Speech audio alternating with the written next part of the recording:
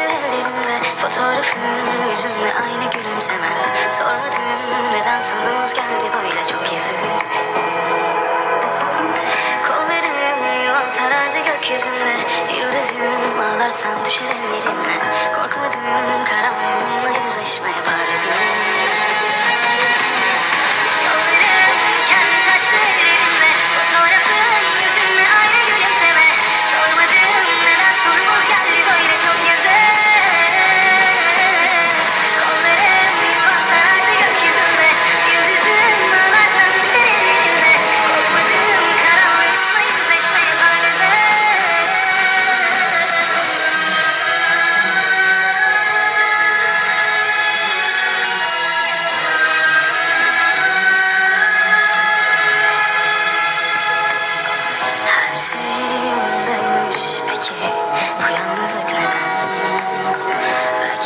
Zorundaydın fakat bu dünyaya bedel.